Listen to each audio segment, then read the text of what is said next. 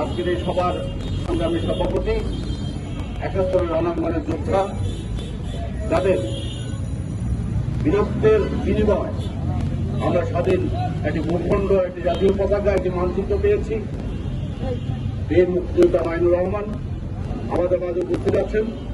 আমাদের দলের নেত্রী, আমাদের নেত্রী, জাতীয় সমাজতান্ত্রিক দল বিএনপির সিনিয়র সভাপতি জননেত্রী তানিয়া রাত, আমাদের অন্যতম যুগ্ম সাধারণ সম্পাদক বেলাল, জাতীয় সমাজতান্ত্রিক শ্রমিক সংগ্রামী সভাপতি জনাব মোশাররফ হোসেন, আমাদের মাঝে উপস্থিত আছেন দলের অন্যতম সাংগঠনিক সম্পাদক কামারউদ্দিন মজুমদার সাবু, দপ্তর সম্পাদক কামরুল হাসান নজরুল সহ আমরা যারা এখানে সভাপতি হয়েছি সবাইকে শুভেচ্ছা আবার অভিনন্দন জানাচ্ছি। বন্ধুরা, আমরা জানি 5 তারিখে এই ফ্যাসিস্ট শাসক গত 15 বছর বাংলাদেশের মাটি, মানুষ, বাংলাদেশের জমিনকে অপবিত্র করবার চেষ্টা করেছে। বাংলাদেশের মাটিকে মানুষের রক্ত দ্বারা রাঙিয়ে দেওয়ার চেষ্টা করেছে এবং অনেকাংশে রাঙিয়ে দিয়েছে। জুলাই গণঅভ্যুত্থানের মাধ্যমে এক বিশাল রক্তের সাগর তৈরি করার মধ্য দিয়ে এই ফ্যাসিস্টকে আমরা চালিয়ে যেতে বাধ্য করেছি। 15.5 বছরের রাজনৈতিক দলসমূহের লাগাতার লড়াই সংগ্রাম ওই ফ্যাসিস্টের রক্তচক্ষুকে উপেক্ষা করে প্রতিনিয়ত সংগ্রামের ধারাবাহিকতায়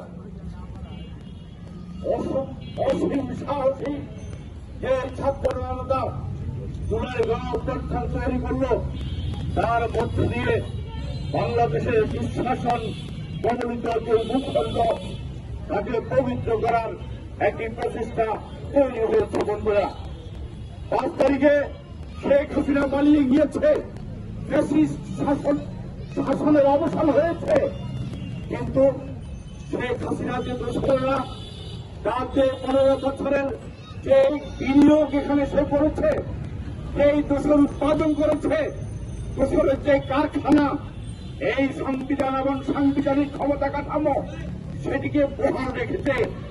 আজকের অন্তর্বর্তীকালীন সরকার সেই বহাল সংবিধানের, বহাল ক্ষমতা কাঠামোর, বহাল ফ্যাসিবাদী ব্যবস্থার মধ্য দিয়ে আজকে সরকার চালানোর চেষ্টা করছে।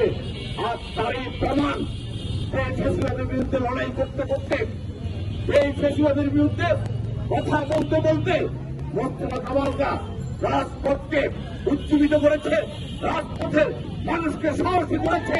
সেই মোস্তফা কামালকে এই আজকের অন্তর্বর্তীকালীন সরকারের শব্দ চায় কারা, কে, কোথেকে শেখ হাসিনা যে মামলা আসামি হয়, সেই মামলায় ফ্যাসিস্ট, যে মামলায় অসৎ লুটেরার আসামি হয়, সেই মামলায় আন্দোলনের সৈনিক, রণাঙ্গনের সৈনিক, যুদ্ধের সৈনিক কিভাবে আসামি হয়।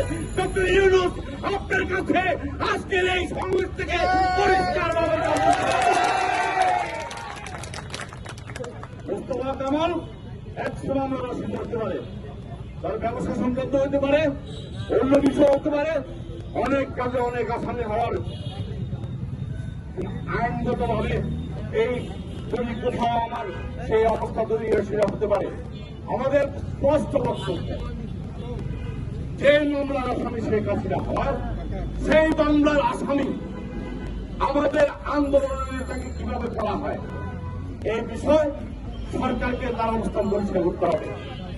সরকার বারবার বলেছে যে কোন রকমের তদন্ত ছাড়া, কোন রকমের অনুসন্ধান ছাড়া এই যে 100, 200, 300 জনকে আসামি করে মামলা করা হচ্ছে, এর মধ্য দিয়ে এই ফ্যাসিস্ট শাসক যারা পালিয়ে গেছে, যাদের সামনে মামলা হচ্ছে, এদের মামলাকে দুর্বল করে দেওয়ার একটা পায় তারা হচ্ছে। বন্ধুরা, এদেরকে ফাঁকে বেরিয়ে যাওয়ার একটা ব্যবস্থা করা হচ্ছে। আর এই ব্যবস্থা করার জন্যই মোস্তফা কামাল নামে মামলা হয়।